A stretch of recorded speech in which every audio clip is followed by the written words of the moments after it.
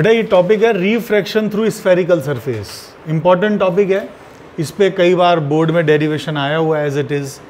पहले ये डेरिवेशन होता था रिफ्रैक्शन थ्रू थिक लेंस।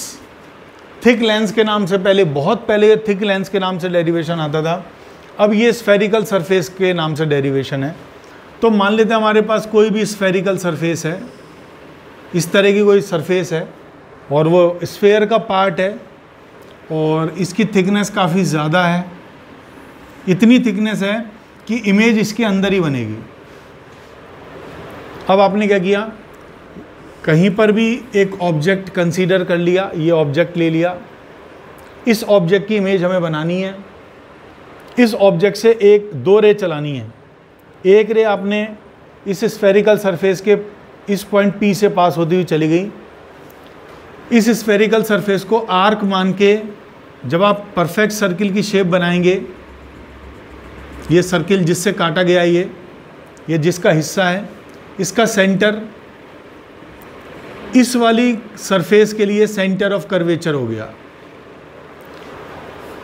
ये लाइट रे P पॉइंट पर एंटर कर रही है, यहाँ पे नॉर्मल बनाएंगे तो ये नॉर्मल सेंटर ऑफ कर्वेचर से पास होगा, मतलब एंगल ऑफ इंसिडेंट इसमें 0 डिग्री हो गया। और रिफ्रैक्शन के लिए हमें मालूम है sine I by sine R constant होता है। अब I की वैल्यू 0 हो गई इस वाली सरफेस के लिए, इस वाली रे के लिए I की वैल्यू 0 है तो R भी 0 होगा, मतलब ये लाइट रे बिना डाइवेट हुए सीधी निकल जाएगी। जो लाइट रे P पॉइंट पर एंटर हो रही है तो वो C से सीधी पास हो जाएगी ऐसे। लेकिन इमेज फॉर्मेशन के लिए हमें दो रे चलानी है तो दूसरी रे हमने कहीं यहाँ पर इंसिडेंट करा दी। इस पॉइंट पे नॉर्मल बनाया, नॉर्मल C से पास होता है तो ये लाइट रे रेयर से डेंसर में एंटर हो रही है तो सीधे जाने की बजाय टूवर्ड्स नॉर्मल होगी, इस नॉर्मल की तरफ बेंड हो जाएगी, सीधी नहीं जाएगी, नॉर्मल की तरफ बेंड कर देंगे, ये नॉर्मल की तरफ बेंड हो गई। लेट ये कोई पॉइंट है, पॉइंट I। देखिए एक रिफ्रैक्टेड रे यहाँ पर आ रही है, इंसिडेंट हो रही है, दूसरी रिफ्रैक्टेड रे यहाँ पर आ रही है, तो यहाँ पर ये दोनों रेज इंसिडेंट हो रही है, कट कर रही हैं, तो यहाँ फाइनल इमेज फॉर्म हो जाएगी। इस ऑब्जेक्ट की इमेज I पॉइंट पे दिखाई देगी। ये एंगल हमने अल्फा मान लिया, ये बीटा मान लिया, ये गामा मान लिया।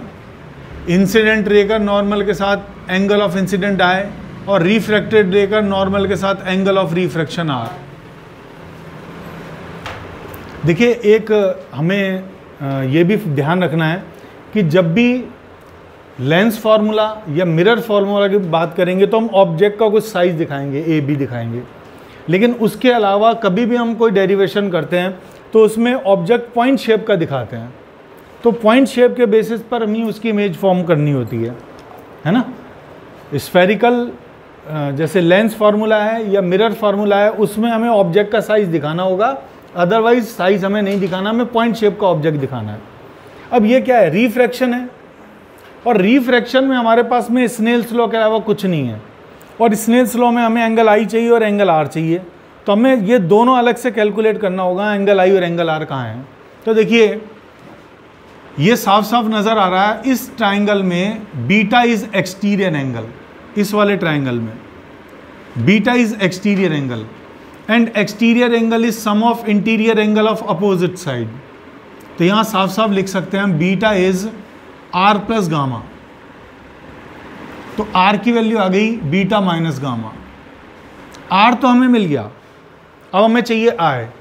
अब I की बात करें तो देखिए ये ट्राइंगल हो गया O, इसका कुछ नाम दे देते हैं Q, ट्राइंगल OQC। इस ट्राइंगल में देखें तो I एक्सटीरियर एंगल है और exterior angle is sum of interior angle of opposite side, तो I हो जाएगा अल्फा प्लस बीटा। तो एंगल I भी मिल गया, एंगल R भी मिल गया। अब हम लिखेंगे इफ एपर्चर इज स्मॉल। ये एक ऐसा स्टेटमेंट है जो हर किसी डेरिवेशन में, रे ऑप्टिक्स का कोई सा भी डेरिवेशन हो, ये किसी भी बड़े एपर्चर के लिए, एपर्चर का मतलब ये पूरा के पूरा जो पार्ट है ये एपर्चर है, ये छोटा होना चाहिए, ये इतना बड़ा नहीं है। अभी यहाँ पर फिगर हमने बहुत बड़ा बनाया लेकिन ये एक्चुअल में बहुत छोटा है। तो किसी भी बड़े एपर्चर के लिए कोई डेरिवेशन हम डिराइव नहीं कर सकते। तो ये लिखना पड़ेगा if aperture is small. Aperture small है मतलब इतना सा मैं बना देता हूँ, एपर्चर छोटा बना दिया, ये साइज़ बिल्कुल छोटा बना दिया, इस तरह का फिगर हो गया और पॉइंट ओ ये है। अगर हम देखें, देखिए एपर्चर स्मॉल है तो ये एंगल अल्फ़ा छोटा हो जाएगा, एंगल अल्फ़ा छोटा होगा, एंगल बीटा भी छोटा हो जाएगा। अल्फ़ा बीटा छोटे हैं तो आई छोटा हो जाएगा, आई छोटा है तो आर भी छोटा होगा, क्योंकि sine I by sine R constant होता है, तो आई छोटा हो गया तो आर भी छोटा हो गया, आर छोटा हो गया तो बीटा और गामा भी छोटे हो गए। इट मीन्स ये स्टेटमेंट लिखते ही अल्फ़ा बीटा गामा आर ये आई, ये सारे एंगल बहुत स्मॉल हो जाएंगे। और हमें पता है अगर एंगल बहुत स्मॉल होगा तो उस एंगल को हम टेन अल्फ़ा, मतलब एंगल अगर अल्फ़ा है और वो छोटा है तो अल्फ़ा को टेन अल्फ़ा भी लिख सकते हैं या साइन अल्फ़ा भी लिख सकते हैं। साइन अल्फ़ा नहीं लिखेंगे, कारण क्या है, sine alpha is ratio of perpendicular by hypotenuse, लेकिन रे ऑप्टिक्स में हाइपोटेनस हमारे किसी काम का नहीं होता, तो हम इसे किस में कन्वर्ट करेंगे, टेन अल्फ़ा में। तो देखिए हमें पता लग गया कि ये सारे एंगल स्मॉल है, तो मैं इस बीटा को टेन बीटा बोल दूंगा, टेन गामा को टेन गामा बोल दूंगा, तो आर आई हमारे पास में आ जाएगा ten alpha plus ten beta, और आर हमारे पास में आ जाएगा ten beta minus ten gamma. R आ गया ten beta minus ten gamma, I आ गया ten alpha plus ten beta. ये हमारे पास में वैल्यूज़ आ गई। मैंने Q से एक परपेंडिकुलर डाला और इस पॉइंट को मैंने कह दिया पॉइंट T। अब देखिए टेन अल्फ़ा कितना हो गया, टेन अल्फ़ा हो गया इस ट्राइंगल के अंदर, टेन अल्फ़ा हो गया परपेंडिकुलर बाय बेस, तो मैंने I को लिखा टेन अल्फ़ा हो गया perpendicular QT by base OT plus ten beta हो गया perpendicular QT by base CT, QT by CT, tan beta QT by CT minus ten gamma हो गया परपेंडिकुलर QT बाय IT। देखिए I को sine I लिख सकते हैं हम और R को साइन आर लिख सकते हैं, क्योंकि एंगल छोटा है, तो sine I by sine R हमारा स्नेल्स लॉ से हो गया। तो sine I by sine R हमारे पास में, आई को हम साइन आई लिख सकते हैं, आर को हम साइन आर लिख सकते हैं, और चाहें तो हम आई और आर छोटे हैं तो साइन हटा भी सकते हैं। मतलब अल्टीमेटली जैसा आपको सुविधाजनक लगे वैसा आप इसको अपने हिसाब से मोल्ड कर सकते हैं। अब ये जो वैल्यू है किसके इक्वल होगी, ये होगी mu two by mu one के इक्वल, क्योंकि sine I by sine R होता है mu two by mu one. Mu two क्या, म्यू टू मतलब सेकेंड मीडियम, ये मीडियम, फर्स्ट मतलब एयर, सेकेंड मीडियम का रिफ्रैक्टिव इंडेक्स फिलहाल हम चलो म्यू टू ही रख लेते हैं, फर्स्ट मीडियम म्यू वन है, ये हम कर लेते हैं। QT कॉमन लेके कैंसिल कर सकते हैं, इससे QT कॉमन लेके कैंसिल किया तो आपके पास जो इक्वेशन आ गई यहाँ से 1 by OT plus 1 by CT divided by 1 by CT minus 1 by IT is equal to mu two by mu one. ये इक्वेशन आ गई अभी आपके पास। देखिए हमें ये तो मालूम ही है कि ये जो आपके पास स्फेरिकल सरफेस है वो काफ़ी स्मॉल है, छोटी है, मतलब एपर्चर बहुत छोटा है, और हमें पता है एपर्चर अगर छोटा होगा, ये पार्ट छोटा कर दिया मैंने, काफ़ी छोटा कर दिया, और Q से परपेंडिकुलर डाला वो T आ गया, तो अगर इसको मैं काफ़ी छोटा कर दूंगा तो T P को अप्रोच करने लग जाएगा, मतलब T बिल्कुल P के नज़दीक आ जाएगा, तो जहाँ जहाँ भी T है वहाँ वहाँ P लिख सकते हैं हम। तो इसी फॉर्मूले को मैं चेंज करके लिख दूंगा 1/OP plus 1/CP divided by 1/CP minus 1/IP। T की जगह P लिख दिया यहाँ, P, ये P कर दिया equal to mu two by mu one.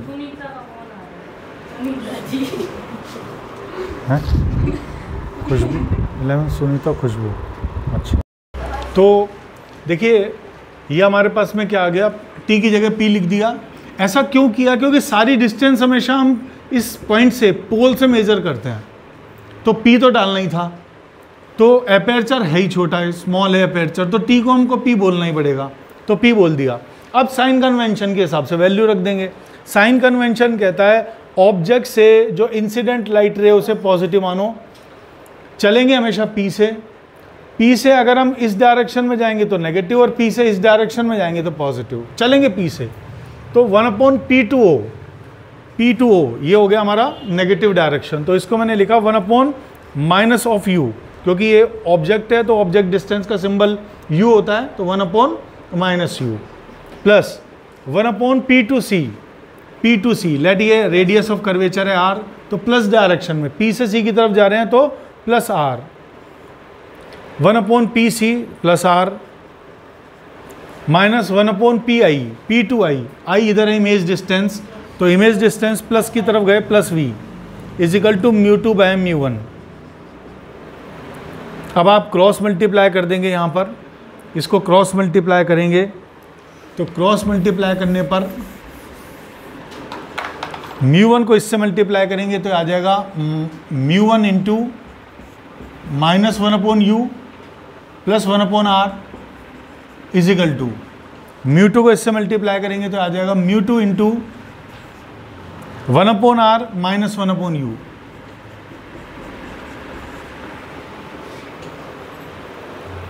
अब देखिए ये आपके पास फाइनली आ गया रिजल्ट।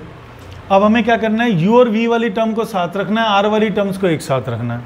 तो यहाँ पर μ2 इंटू -1/u आ जाएगा माइनस μ2/v, उसको इक्वल के इधर ले आएंगे तो ये हो जाएगा μ2/v प्लस का, और ये माइनस μ1/u इधर आ गया इज इक्वल टू, यहाँ से μ1/r को उधर ले जाएंगे तो ये नेगेटिव हो जाएगा, तो ये वाला पॉजिटिव टर्म है μ2/r माइनस इस टर्म को उधर ले गए तो माइनस की हो गई μ1/r। तो फाइनली हमारे पास में ये आ गया। इन दोनों से r हमने एलसीएम ले लिया, और इन दोनों के अगर हम बात करें तो हमको ऐसे लिखना पड़ेगा μ2/v minus μ1/u is equal to μ2 minus μ1/r। इस फॉर्मूले को याद रखना बड़ा इंपॉर्टेंट है। इसको याद करने के लिए क्या करना पड़ता है, देखिए इमेज डिस्टेंस, इमेज जिस मीडियम में बन रही है उसका refractive index, minus object distance, object जिस मीडियम में बन रही है उसका refractive index is equal to this minus this divided by R. Again देखिए इमेज डिस्टेंस और इमेज जिस मीडियम में बन रही है उसका refractive index minus object distance, object जिस मीडियम में बन रही है उसका refractive index is equal to this minus this upon R. इस तरह से याद रखना है। Thank you.